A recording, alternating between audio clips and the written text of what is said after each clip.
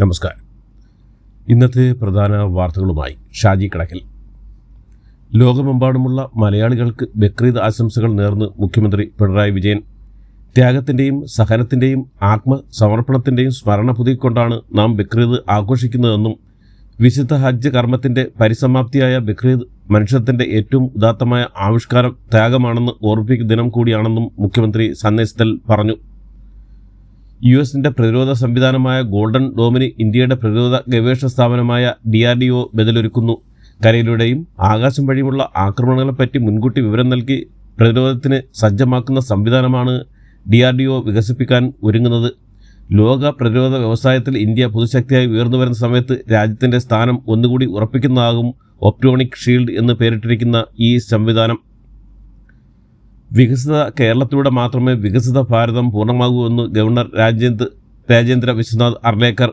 രാജ്യത്തിൻ്റെ വികസന ലക്ഷ്യങ്ങൾ സാക്ഷാത്കരിക്കുന്നതിൽ കേരളത്തെ സജ്ജമാക്കുന്നതിനുള്ള മാർഗരേഖ തയ്യാറാക്കാൻ വിജ്ഞാന സമൂഹം കൂട്ടായ ശ്രമങ്ങൾ നടത്തണമെന്നും ഗവർണർ പറഞ്ഞു. കാവിക്കൊടി പിടിച്ച ഭാരതാംബയുടെ ചിത്രം രാജ്ഭവനിൽ നിന്ന് മാറ്റില്ലെന്ന് പ്രഖ്യാപിച്ച ഗവർണറെ തിരിച്ചു വിളിക്കണമെന്ന് രാഷ്ട്രപതി ആവശ്യപ്പെട്ടു. CPI ഗവർണർക്കെതിരെ ദേശീയ പതാകയേന്തി എല്ലാ ബ്രാഞ്ചുകളിലും CPI ഇന്ന് വൃക്ഷത്തൈകൾ നടും. ഗവർണർക്കെതിരെ ഇടതു നേതാക്കൾ വിമർശനം തുടരുമ്പോൾ മുഖ്യമന്ത്രി മൗനത്തിലാണ്. സർക്കാർ അനാവശ്യ വിവാദമുണ്ടാക്കിയെന്നാണ് രാജ്ഭവൻ നിലപാട്. രാജ്ഭവനിലെ ഭാരതാംബ ചിത്രവിവാദത്തിൽ പ്രതികരണവുമായി CPIM general secretary MA baby. ഭരണഘടനാ പദവി ദുരുപയോഗം ചെയ്ത ഗവർണറുടെ നടപടി അപലപനീയമാണെന്ന് MA ബേബി പ്രതികരിച്ചു. രാജ്ഭവനെ ഒരിക്കലും അത്തരമൊരു ചടങ്ങിന് വേദിയാക്കരുതായിരുന്നു എന്നും MA ബേബി കൂട്ടിച്ചേർത്തു. CPMഉം CPIയും തമ്മിൽ മത്സരമില്ലെന്നും ദേശീയപാതാ വിവാദത്തെക്കുറിച്ച് പ്രതികരിക്കുന്നില്ലെന്നും MA ബേബി വ്യക്തമാക്കി.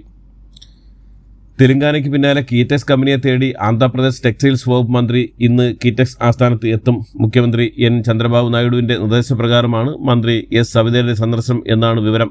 കീറ്റക്സിൻ്റെ കിഴക്കമ്പലത്തെ ഓഫീസിൽ മന്ത്രി സവിത നാളെ എത്തുമെന്ന് കീറ്റക്സ് പങ്കുവച്ച വാർത്താക്കുറിപ്പിൽ പറയുന്നു. വീടുകളിൽ കയറി തെരുവുനായ ആക്രമണം. പാലക്കാട് കോട്ടപ്പാടത്താണ് തെരുവുനായ ആക്രമണത്തിൽ 4 പേർക്ക് കടിയേറ്റത്. കടിയേറ്റ ഒരാൾക്ക് സാരമായി പരിക്കേറ്റു. അയിരൂർ പടുവിൽ കുളമ്പിൽ ഇന്നലെ വൈകിട്ട് 4ഓടെയാണ് സംഭവം. ലീലാവതി, അഹമ്മദ് കുട്ടി, സക്കീന, മിഥിൽ രാജി എന്നിവർക്കാണ് കടിയേറ്റത്.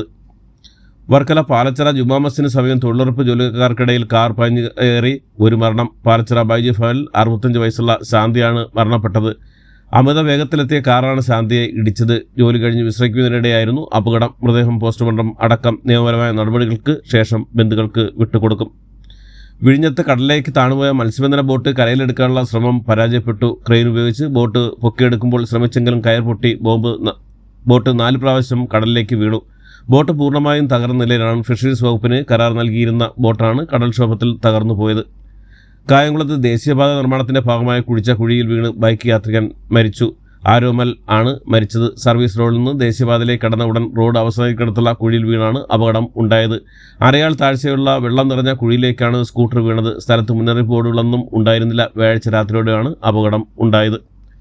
പാലക്കാട് പൊള്ളാച്ചി സംസ്ഥാന പാത 52 കുഴിയിൽ വീണുണ്ടായ വാഹനാപകടത്തിൽ സ്കൂട്ടർ യാത്രക്കാരി മരിച്ചു. അംഗൻവാടി ടീച്ചറായ പഴനിയാർ പാളയം ലൈബ്രറി സ്ട്രീറ്റിലെ ജയന്തി മാർട്ടിനാണ് മരിച്ചത്.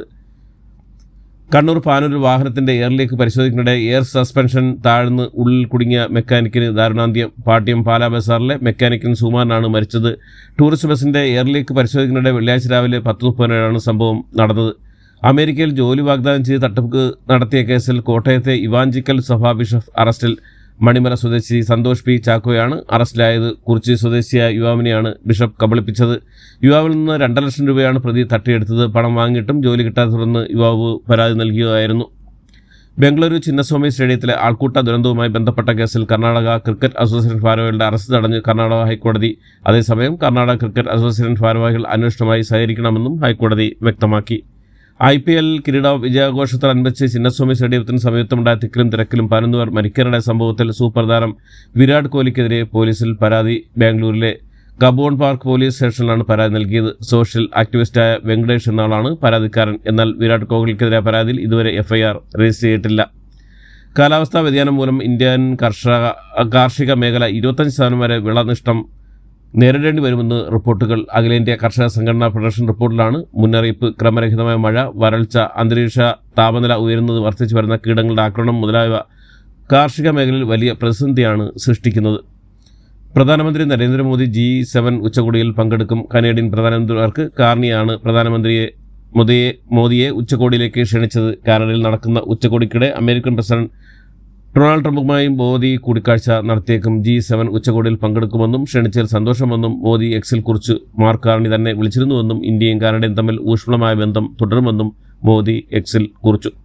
നീറ്റ് PG പരീക്ഷ ആഗസ്റ്റ് 3 നടത്തും. ഒറ്റ ഷിഫ്റ്റിൽ പരീക്ഷ നടത്താൻ ആവശ്യമായ ക്രമീകരണങ്ങൾ ഒരുക്കാനായി നേരത്തെ നിശ്ചയിച്ചിരുന്ന ജൂൺ 15 നിന്ന് ആഗസ്റ്റ് 3 പരീക്ഷ മാറ്റാൻ അനുവദിക്കണമെന്ന് നാഷണൽ ബോർഡ് ഓഫ് എക്സാമിനേഷൻ്റെ അപേക്ഷ സുപ്രീം കോടതി അംഗീകരിച്ചു. 2 ഷിഫ്റ്റായി പരീക്ഷ നടത്തുന്നതിനെതിരെയാണ് നേരത്തെ സുപ്രീം കോടതിയിൽ ഹർജി എത്തിയത്. ജാർഖണ്ഡിലെ സർക്കാർ ആശുപത്രിയിൽ പ്രസവവേദനയുമായി എത്തിയ യുവതിക്ക് പ്രവേശനം നിഷേധിച്ചതിൽ വിവാദം. ഉത്തർപ്രദേശിൽ 2 വയസ്സുകാരിയെ പീഡിപ്പിച്ച കേസിലെ പ്രതി പോലീസുമായുള്ള ഏറ്റുമുട്ടലിൽ കൊല്ലപ്പെട്ടു. ലക്നൌവിൽ നിരവധി കേസുകളിൽ പ്രതിയായ ദീപക് വർമ്മയാണ് കൊല്ലപ്പെട്ടത്. വ്യാഴാഴ്ച ആലംബാഗ് മെട്രോ സ്റ്റേഷന് സമീപം അമ്മയോടൊപ്പം കിടന്നുറങ്ങിയായിരുന്ന പെൺകുട്ടിയെ പ്രതി തട്ടിക്കൊണ്ടുപോയി ക്രൂര പീഡനത്തിനാക്കി ഉപേക്ഷിക്കപ്പെട്ട നിലയിൽ കണ്ടെത്തിയത്. ഗുരുതര പരിക്കേറ്റ പെൺകുട്ടി ആശുപത്രിയിൽ ചികിത്സയിൽ തുടരുകയാണ്. ബലിപ്പെരുമാറിനോടനുബന്ധിച്ച് സുപ്രീം കൗൺസിൽ അംഗങ്ങളെയും എമിറേറ്റ്സ് ഭരണാധികാരികളുടെയും കിരീടാവകാശികളുടെയും ഉപഭരണാധികാരികളെയും സ്വീകരിച്ച് UAE president Sheikh Mohammed bin Zayed Al Nahyan. അതിഥികൾക്ക് ഊഷ്മളമായ സ്വീകരണവും ഈദ് ആശംസകളും കൈമാറി. അബുദാബിയിലെ അൽ മുസഫ് കൊട്ടാരത്തിൽ വെച്ചാണ് സ്വീകരണ ചടങ്ങുകൾ നടന്നത്. ഇന്ത്യൻ സർവകക്ഷി സംഘം സന്ദർശനം പൂർത്തിയാക്കി മടങ്ങിയതിന് പിന്നാലെ സൗദിയിലെത്തി പാക് പ്രധാനമന്ത്രി ഷഹബാസ് ഷെരീഫ് സൗദി കിരീടാവകാശിയും പ്രധാനമന്ത്രിയുമായ മുഹമ്മദ് ബിൻ സൽമാനുമായി പാക് പ്രധാനമന്ത്രി കൂടിക്കാഴ്ച നടത്തി. മിനാ പാലസിൽ വെച്ചായിരുന്നു കൂടിക്കാഴ്ച. രാജ്യത്തെയും ഉന്നത നേതാക്കളും ചർച്ചയിൽ പങ്കെടുത്തു.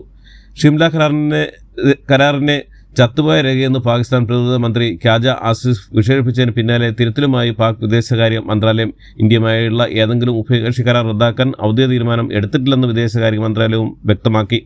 ഇന്ത്യ തദ്ദേശീയമായി വികസിപ്പിച്ച ഡ്രോൺ പ്രതിരോധ സംവിധാനം വാങ്ങാനുള്ള താൽപ്പര്യം പ്രകടിപ്പിച്ച് തായ്വാൻ. D4 ഡ്രോൺ പ്രതിരോധ സംവിധാനത്തിലാണ് തായ്വാൻ താൽപ്പര്യം പ്രകടിപ്പിച്ചിരിക്കുന്ന പ്രതിരോധ വൃത്തങ്ങളെ ഉദ്ധരിച്ച് പ്രതിരോധ മാധ്യമങ്ങൾ റിപ്പോർട്ട് ചെയ്യുന്നു. പഹൽഗാം ഭീകരാക്രമണത്തിന് പിന്നാലെ സിന്ധു നദീജല കരാർ മരവിപ്പിച്ച തീരുമാനം ഇന്ത്യ പുനഃപരിശോധിക്കണമെന്നാവശ്യമായി പാകിസ്ഥാൻ ഒന്നിന് പിറകെ ഒന്നായി 4 കത്തുകൾ അയച്ചതായി റിപ്പോർട്ടുകൾ. ജലലഭ്യത കുറവ് കാരണം പാകിസ്ഥാൻ രൂക്ഷമായ വരൾച്ച അനുഭവിക്കുമെന്നാണ് സൂചന. ഇലോൺ മാസ്കിൻ്റെ ഉപഗ്രഹ ഇൻ്റർനെറ്റ് സംരംഭമായ സ്റ്റാർലിങ്കിന് ഇന്ത്യയിലെ ടെലികോം മന്ത്രാലയത്തിൽ നിന്ന് ലൈസൻസ് ലഭിച്ചതായി റിപ്പോർട്ടുകൾ. ഉന്നത വൃത്തങ്ങളെ ഉദ്ധരിച്ച് വാർത്താ ഏജൻസികൾ റിപ്പോർട്ട് ചെയ്യുന്നതാണ് ഇക്കാര്യം. സ്റ്റാർലിങ്കും ടെലികോം വകുപ്പും ഇക്കാര്യം സ്ഥിരീകരിച്ചിട്ടില്ല. ഇസ്രായേലിൻ്റെ ആയുധ വ്യാപാരം കുതിച്ചുയർന്നതായി റിപ്പോർട്ടിൽ. അതേസമയം ആയുധ വ്യാപാര ഭീമനായ റഷ്യയുടെ കച്ചവടം 92% ഇടിഞ്ഞതായും 2024 സ്റ്റോക്ക്ഹോം ഇൻ്റർനാഷണൽ പീസ് റിസർച്ച് റിപ്പോർട്ടിൽ പറയുന്നു. ഇസ്രായേൽ അവരുടെ ചരിത്രത്തിലെ തന്നെ ഏറ്റവും ദൈർഘ്യമേറിയ യുദ്ധത്തിൽ ഏർപ്പെട്ടിരിക്കുന്നതാണ് ആയുധ വ്യാപാരത്തിലെ ഈ വർധനവ് എന്നത് ശ്രദ്ധേയമാണ്. അർജന്റീന ഫുട്ബോൾ ടീം കേരളത്തിലേക്ക് വരുമെന്ന് പ്രഖ്യാപിച്ച് കായിക മന്ത്രി V. അബ്ദുൾ റഹ്മാൻ. ഫേസ്ബുക്കിലാണ് മന്ത്രിയുടെ പ്രഖ്യാപനം. മെസ്സി വരുമുണ്ട എന്നെഴുതിയ പോസ്റ്ററും മന്ത്രി പങ്കുവച്ചിട്ടുണ്ട്. അതേസമയം മെസ്സിയും സംഘവും എപ്പോഴാണ് കേരളത്തിലെത്തുക എന്നതിനെ സംബന്ധിച്ച് വ്യക്തത വരാനുണ്ട്.